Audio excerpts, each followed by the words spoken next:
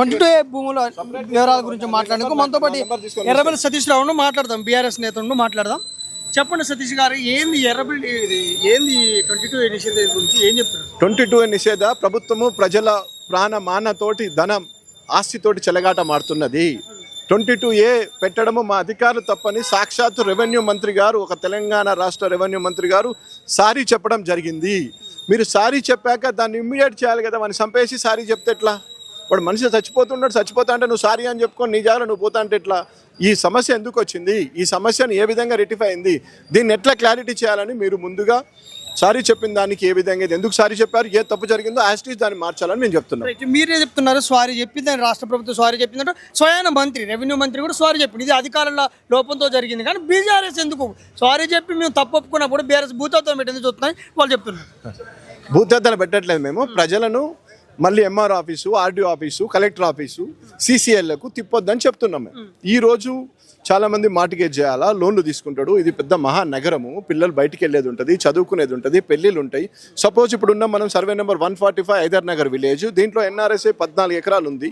ఇది టోటల్గా 100 ఎకరాలు 90 ఎకరాలు దాదాపు ఫుల్ నెంబరు. దీంట్లో మీరు ఎన్ఆర్ఎస్లో బిల్డింగ్లకు పర్మిషన్ ఇచ్చిండ్రు, కరెంట్ ఇచ్చిండ్రు, నీళ్ళు ఇచ్చిండ్రు, రిజిస్ట్రేషన్ చేసిండ్రు, అన్ని చేసిండ్రు. అమాయక ప్రజలు తెలియక కొనుక్కున్నారు. 20 సంవత్సరాలు 30 సంవత్సరాల కింద వాళ్ళ వయసు అయిపోతుంది, పెద్ద మనుషులు అయినరు, పిల్లలు బయట ఉన్నారు.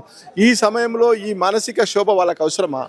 దీన్ని ఎగ్జామినేషన్ చేసి కరెక్ట్ చేయాలా? మీరు సారీలతోటి పని కాదు, మీరు వాళ్ళకి ఇమ్మీడియట్ క్లారిటీ ఉండాలి. మీరు దీన్ని ఇట్నే కంటిన్యూ 22A పెట్టి రిజిస్ట్రేషన్లలో డాక్యుమెంట్ రైటర్ల కాంచి మొదలు పెడితే, క్లర్కుల కాంచి మొదలు పెడితే, ఎస్ఆర్ఓ కాంచి మొదలు పెడితే అక్కడ మీరు కరప్షన్ పెంచుతున్నారా? లేకపోతే వాళ్ళు ఇవాళ కాదు ఇది చెయ్యము ఇది ఇట్లుందని మళ్ళీ పెంచాలా? లేకపోతే ఎంఆర్ఓ దగ్గర పోతే, ఆర్డీఓ దగ్గర పోతే, కలెక్టర్ దగ్గర పోతే మరి ఇవన్నీ ఫైల్ మూవ్ చేయాలంటే వాళ్ళ టైం ఎంత కావాలా? వాళ్ళ వెనకకెళ్ళి కిందికెళ్ళి ముందుకెళ్ళి ఎన్ని జరగాలి కథలు అని మేము చెప్తున్నాం. ప్రజలను భయభ్రాంతకు గురి చేయొద్దు అంటున్నాం. ప్రతిపక్ష పార్టీగా మేము ప్రజలకు వాచిడాగ్ లెక్క ఉంటాము. బాబాసాహెబ్ అంబేద్కర్ గారు రాసిచ్చింది రాజ్యాంగంలో మమ్మల్ని కాపలా కుక్క లెక్కనే ఉండమని చెప్తారు. భారత రాజ్యాంగంలో అధికార పక్షం తప్పు చేసినప్పుడు ప్రతిపక్షంగా మేము కాపాడాలి కాబట్టి కాపాడుతున్నాం. దీన్ని రచ్చలేదు, రంబోలా లేదు. నువ్వు సారీ ఎందుకు చెప్పినావు, నువ్వు తప్పు చేసినావు కూడా సారీ చెప్పినావు, యాజిటీస్ ఉంచమంటున్నాం. ప్రతి రిజిస్ట్రేషన్ ఆఫీస్లో గైడ్లైన్స్ చేయమంటున్నాం. వెబ్సైట్లకు వాళ్ళు ఎందుకు తీసేసినామని అడుగుతున్నాం. వెబ్సైట్లోకి వెళ్ళి యాజ్ ప్రొబిటెడ్ లిస్టులు ఎందుకు ఉంచలేదు అంటున్నాం. ఇంతమంది గతంలో ప్రొబిటెడ్ లిస్టులు మనం ఖాళీ వెబ్సైట్లో పోయి మనం డౌన్లోడ్ చేసుకుంటే పలానా ఊరు ఉంది, పలానా ఊర్లో ఎన్ని ప్రొబిటెడ్లు ఉన్నాయి, ఎన్ని 22 ఉన్నాయి, కొడితే మనకు పేపర్ వచ్చేది. ఆ పేపర్ రాకుండా ఎందుకు చేశారు ఈ రోజు అని అడుగుతున్నాం. ఇందాక హరీష్ రావు మాట్లాడుతూ 1 కోటి ఎకరాలకు పట్టాలు ఇచ్చాం కదా కేసీఆర్ది, అయితే ఇప్పుడు ఎస్డి భూములు మాత్రం అసైడ్ భూముల కింద పెట్టి ప్రభుత్వం లాక్కునే ప్రయత్నం చేస్తున్నారు. ఆ విధంగా నిజంగా జరుగుతుందంటారు? 100% జరుగుతుంది. మా నాయకుడు చెప్పినట్టు ఎట్లా జరుగుతుంది అంటే అది కూడా నేను ఎక్స్ప్లెయిన్ చేస్తున్నా. ప్రొబిటెడ్లో పోతుంది 22A ఉంటుంది. 22లో ఉన్నాక సపోజ్ రగ్బా ఒక 20 ఎకరాలు ఉంది. 20 ఎకరాలు ఏమైతే కౌల కలెక్టర్కి, ఆర్డీఓలకు మౌఖిక ఆదేశాలు ఇస్తారు. ఏమని పెద్ద ఎక్స్టెంట్ వచ్చినప్పుడు ఆ ఫైల్ మాకు పంపండి, కన్సర్న్ మినిస్టర్ గారికో కన్సర్న్ ఎమ్మెల్యే గారికో మాకు తెలియాలి అని చెప్తారు. వీళ్ళు మీరు అక్కడ పోండి, సార్ దగ్గర పోయినాకనే ఈ ఫైల్ మూవ్ అవుతుంది అని చెప్తారు. చెప్పేసరికి ఏమైతే అక్కడ పోతే మాకు దీని మీద ఏమే పర్సెంటేజ్ ఇస్తో ఏమవుతుందని అదే చెప్తారు. మా నాయకుడు అదే చెప్పిన 100% రియాలిటీ అదే జరుగుతుంది. మీకు కూడా తెలుసు కదా, ప్రభుత్వం ఒక ఆఫీస్లో మనకు పనులు కావాలంటే ఏ విధంగా జరుగుతాయి. మీరు ఇప్పుడు ఇవన్నీ 22Aలో పెట్టి ఇప్పుడు ఈ అపార్ట్మెంట్ ఉంది, నువ్వు 22Aలో పెట్టినావు, రిజిస్ట్రేషన్ హౌస్ పోతే కావట్లేదు, ఎంఆర్ఓ దగ్గర పోతే నాకు ఇంకా గైడ్ లైన్స్ లేదంటుండు, ఆర్డీఓ దగ్గర పోతే నాకు గైడ్ లైన్స్ లేదంటుండు, కలెక్టర్ దగ్గర పోతే నాకు తెలియదు అంటుండు, గవర్నమెంట్ నుంచి ఇంకా మాకేం క్లియర్గా రాలేదంటుండు. మరి ఎట్లా? ఈ ప్రజలకు ఎందుకు ఇంత ఇబ్బంది? ప్రజలను కాపాడాల్సిన ప్రభుత్వమే ఈ విధంగా మీరు ప్రజాపాలన అని చెప్పుకుంటున్నారు. మరి ఎందుకు ఇంత ప్రజలను ఇబ్బంది పెడుతున్నారు? మీరు తప్పే చేయనప్పుడు సారీ ఎందుకు చెప్పారు? మీరు తప్పే చేయనప్పుడు సారీ ఎందుకు చెప్పారు మంత్రి గారు అని అడుగుతున్నాం. ఈ నియోజకవర్గం కూకట్పల్లి నియోజకవర్గంలో ఎన్ఆర్ఎస్ కాలనీతో పాటు ఇంకా వేరే కాలనీలు ఏమన్నా ఈ భూములు కూడా నిషేధిత జాబితాలోకి పోయినాయా? పోతే ఆ బాధితులు మీరు మీ పార్టీ తరఫున మీరు సంప్రదించినప్పుడు వాళ్ళు ఏం చెప్తారు? ప్రధానంగా ప్రజలు ఎట్లా ఉంటుందంటే, ప్రజలు వచ్చి బాధితులు డైరెక్ట్ వచ్చి రోడ్డు మీద ఉండి చేసుకునే పరిస్థితి ఉండదు కదా. ఎవరి కష్టాలు వాళ్ళు ఉంటాయి, ఆరోగ్యంగా ఉంటారు. వాళ్ళు చూడండి, ఒక్కొక్కరు రిటైర్మెంట్ అయిన వాళ్ళు, పెద్దోళ్ళు 80 ఏళ్ళు దగ్గర 70 ఏళ్ళ పైన ఉన్నారు. వాళ్ళు ఏం చేస్తారు, వాళ్ళ పిల్లలు బయట ఉండొచ్చు, ఏదైనా సాఫ్ట్వేర్ ఎంప్లాయ్ చేయొచ్చు. ఇట్లాంటి సమస్య వచ్చినప్పుడు ఈ ఎన్ఆర్ఎస్ఏ కాలనీ అసోసియేషన్ నుంచి వీళ్ళు రిక్వెస్ట్ చేశారు మా ఎమ్మెల్యే గారిని, సార్ ఇట్లా మా ప్రాబ్లం వచ్చింది, మీరు రండి, మీ కన్సల్టింగ్ అంటే మా ఎమ్మెల్యే గారు ఏమన్నా మా నాయకుని కూడా తీసుకొస్తా, హరీష్ గారిని కూడా తీసుకొస్తా అన్నారు. పాత ఎమ్మెల్యే గారు, ఆయన ఐఏఎస్ ఆఫీసర్ జయప్రకాష్ నారాయణ గారు కూడా వచ్చారు. అంటే ఈ విధంగా దీన్ని ఇట్లా ప్రజలకు ఎక్కడ ఇబ్బంది జరుగుతుంది, ఎందుకు జరుగుతుంది, ఎందుకు పెట్టాల్సి వచ్చింది? ఈ ఒక కాలనీ కాదు, ఈ సర్వే నెంబర్, ఈ కాలనీ, దీని పక్కనే భగత్ సింగ్ నగర్ ఉంటుంది, దీని పక్కనే సర్దార్ పటేల్ నగర్ ఉంటుంది, దీని పక్కనే వసంత్ నగర్ ఉంటుంది. ఇవన్నీ సాక్షాత్తు ముఖ్యమంత్రి గారు మొన్న హౌసింగ్ బోర్డు మీటింగ్కి వచ్చినప్పుడు మా ఎమ్మెల్యే గారు పేపరు మెమరాండం కూడా ఇవ్వడం జరిగింది. అయ్యా నా దగ్గర వసంత నగర్ కాలనీ ఉంది, ఐడిపిఎల్ ఎంప్లాయీస్ వాళ్ళందరూ కష్టపడి సంపాదించుకున్నారు. 30-40 ఏళ్ల కింద కొన్న ప్రాపర్టీని ఈ రోజేమో 22A అంటున్నారు. వాళ్ళంతా పెద్ద మనుషులు అయినారు, మానసికంగా ఇబ్బంది పడుతున్నారు. కాబట్టి ఇప్పటికైనా రిలీఫ్ కల్పించండి. ముఖ్యమంత్రి గారికి విన్నవించడం కూడా జరిగింది కుకట్పల్లి హౌసింగ్ బోర్డు మీటింగ్లో.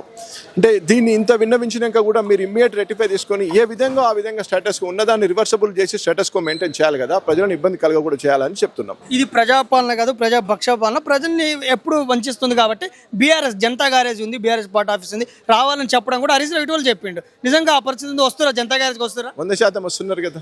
ఈ 100% వస్తున్నారు కాబట్టి నిన్ననేమో కుత్బుల్లాపూర్ పెట్టిండ్రు, మొన్ననేమో మెడ్చల్ పెట్టిండ్రు, ఈ రోజేమో కుక్కట్పల్లి మీటింగ్ పెట్టిండ్రు. ప్రజలు మా దగ్గరకు వస్తుంటే ప్రజలకు ఇబ్బంది అవుతుంది కాబట్టి ప్రజల వద్దకే మనం పోవాలని చెప్పి మా నాయకులు ఏ కాన్స్టిట్యూన్సీలో ఆ కాన్స్టిట్యూన్సీలో ఇబ్బంది పోయి వాళ్ళకి ధైర్యం చెప్తున్నారు. 7వ తారీఖున లోపల గవర్నమెంట్ కనుక కరెక్ట్ డిసిషన్ తీసుకోకపోతే అసెంబ్లీని సంపింపజేస్తాం, అసెంబ్లీలో మావోలు చేస్తారు, కార్యకర్తలుగా మేము బయట చేస్తాం. ప్రజల పక్షాన, ప్రజల కోసం, ప్రజలు ఈ కడ వరకు పోరాడుతూనే ఉంటాం. ఇది తెలంగాణ తీసుకొచ్చింది, ప్రాణ త్యాగాన్ని సిద్ధం తీసుకొచ్చింది మా నాయకుడు కాబట్టి ఈ ప్రజలను కంటికి రెప్పలాగా కాపాడుకునే బాధ్యత మాది ఉంటుంది. కాబట్టి దీనికి ప్రజల కోసం ఏ అన్యాయం జరిగినా, ఎక్కడ లగచర్ల జరిగినా, హైడ్రా చేసినా, ఏ విధంగా చేసినా దాన్ని అడ్డుకోవడం 100% ఆదుకుంటాం. ఫైనల్ గా రేవంత్ రెడ్డికి కానీ ఈ నిషేధ జాబితా కారకులైన రెవెన్యూ శాఖ మంత్రి అయిన పొంగులేటికి కానీ ఏం చెప్తారు? ఏం చెప్తాం, మంత్రి గారికైనా ముఖ్యమంత్రి గారికైనా ఇప్పటికైనా ఈ సర్కస్ కాకుండా సర్కారు నడపండి కరెక్ట్గా. ఎందుకంటే ప్రజల్లో ఇప్పటికే పోతూ అంటే 100% సర్కస్గానే నడుస్తున్నది. సర్కారు నడపాలని మేము కోరుకుంటున్నాం. ఎందుకంటే మీరు సారీ చెప్తారు, ప్రొబేటెడ్లో పోతుంది, లేకపోతే డైరెక్ట్ వేరే తప్పు జరిగినప్పుడు ఒప్పుకోవడం కూడా గొప్పే కదా. కోర్టు మిమ్మల్ని కోర్టు కూడా మీరు హైడ్రా మీద కోర్టు 65 కేసులు మీరు డివైడ్ చేసిండ్రు, మా స్టేటస్ కోలు డివైడ్ చేసిండ్రు, మా కోర్టు ఆర్డర్లు డివైడ్ చేసిండ్రు. కాబట్టి అక్కడ కోర్టులో హైడ్రాను తప్పు చేస్తుందని హైకోర్టు సాక్షాత్ జడ్జీలు చెప్పిందంటే అది తప్పే కదా. సాక్షాత్ రెవెన్యూ మంత్రి గారు సారీ చెప్పిందంటే అది తప్పే కదా. ప్రజలను భయభ్రాంతులకు గురి చేయొద్దు. ప్రజలను ఇప్పటికైనా కంటికి రెప్పలా కాపాడుకొని ప్రజలు వాళ్ళకున్న ఆస్తి అమ్ముకోవడానికి, ఎందుకంటే ధరలు తగ్గుతున్నాయి. 100% కదా. తప్పు చేయకుండా ముందే సర్కారు నడిపినప్పుడు సర్కారు తప్పు చేయకూడదు. సర్కస్లో తప్పు జరగవచ్చు, ఏమైనా జరగవచ్చు, సర్కారులో తప్పు జరగకూడదు అనేది మా ఆవేదన. మేము చెప్పేది ఇప్పటికైనా ఈ ప్రజలను ఇప్పటికైనా ఇబ్బంది పెట్టకండి. ఇప్పటికైనా 22 తీసేయండి, పరిపాలన బాగా చేయండి. దాదాపు 1000 రోజులకు వచ్చింది. మీరు ఇచ్చిన 6 గ్యారెంటీలు అటకెక్కినాయి. ఈ రకరకాలుగా ఇట్లాంటి సబ్జెక్టులను వీటిని ఆగం చేస్తున్నారు తప్ప ఇంకేం చేయలేకపోతున్నారు.